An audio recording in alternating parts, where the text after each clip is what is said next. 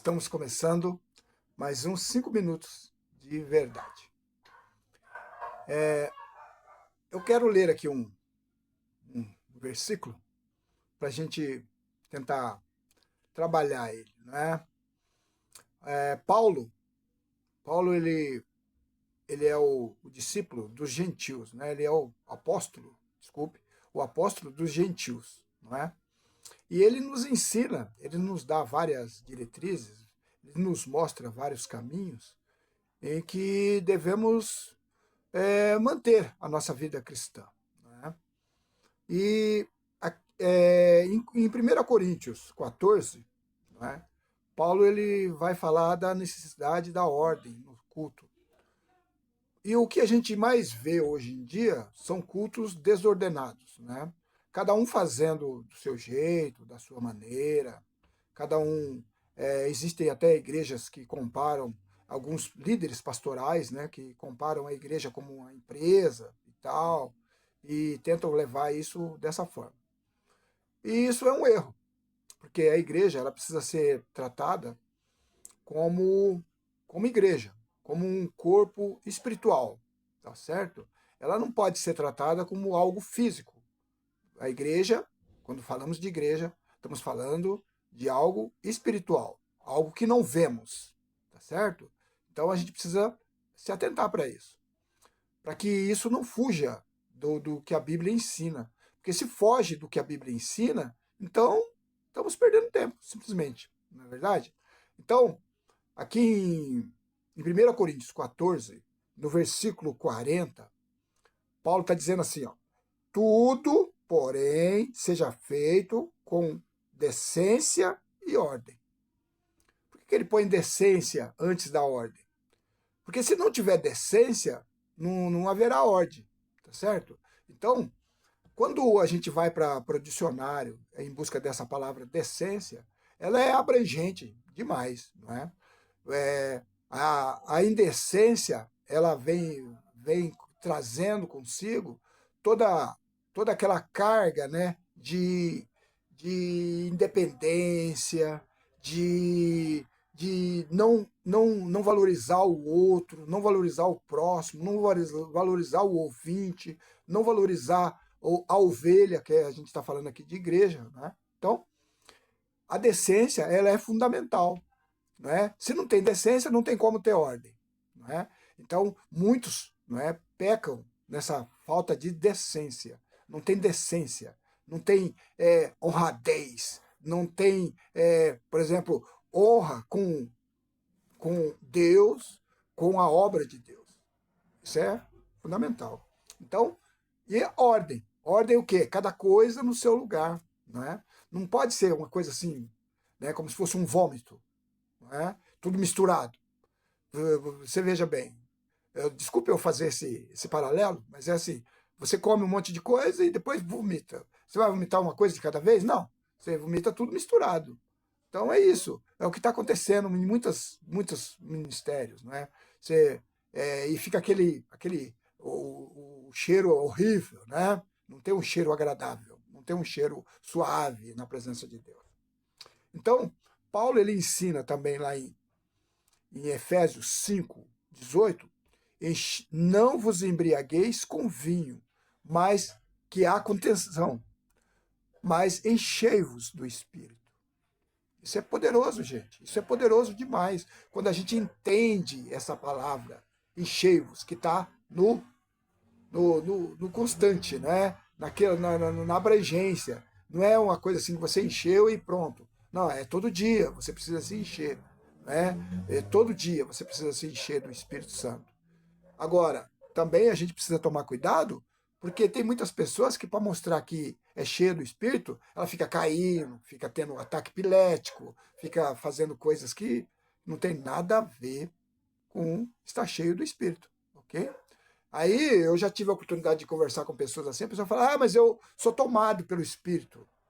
Então está indo contra a palavra, mais uma vez, né? Porque o Paulo, lá em 1 Coríntios 14, versículo 32, diz assim: os espíritos dos profetas estão sujeitos aos próprios profetas.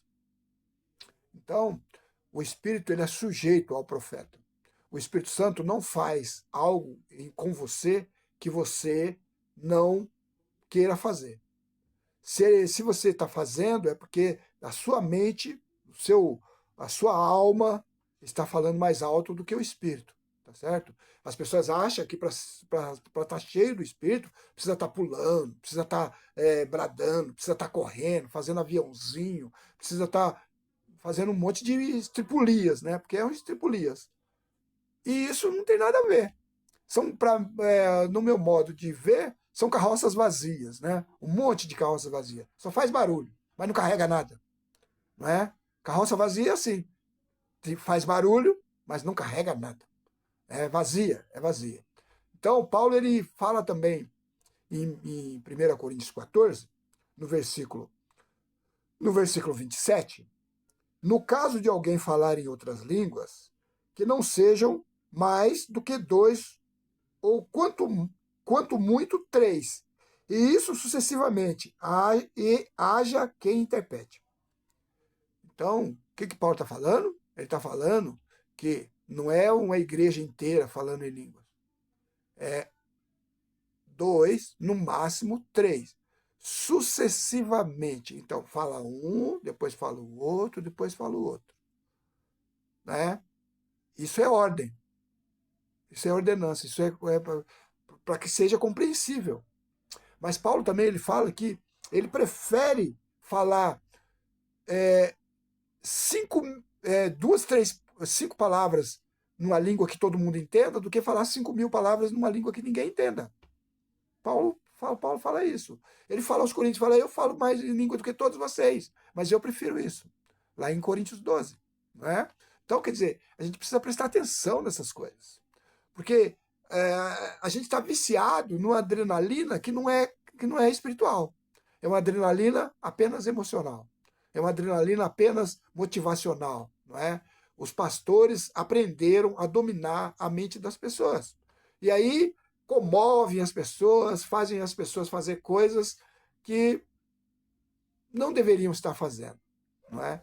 E isso é um erro que todo mundo vai dar conta, principalmente os líderes. Eu estou falando isso com relação a mim também, tá certo? Porque eu não me tiro desse meio. Eu estou falando que eu sou pastor. Agora, eu não quero aqui, por exemplo, dizer que eu não faço isso, porque eu não sou pastor primário de nenhuma igreja, em primeiro lugar. Né? Sou pastor auxiliar. E, pela minha idade, né, já não sou útil em muitas coisas. Eu já ensinei muito, já tive muitos alunos de teologia e tal. Hoje não tenho mais essa oportunidade. Mas eu sirvo a um Deus verdadeiro, tá certo? E enquanto eu estiver vivo, vou servir ao meu Deus. Importa quem diga, quem acredite, quem critique, eu estou fazendo a minha parte. E vou procurar fazer em conformidade com esta palavra. Eu não falo nada aqui que não seja dentro da palavra. E eu quero que você entenda que se nós praticarmos qualquer coisa fora da palavra, a gente está errado, está ensinando coisa errada. Ok? Então, que Deus abençoe a cada um e que você procure se orientar pela palavra. Não é? Aqui no,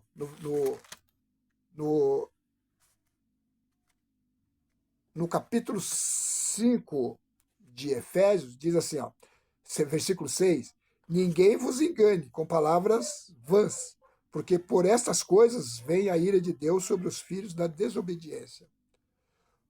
No 7, portanto, não sejais participantes com eles.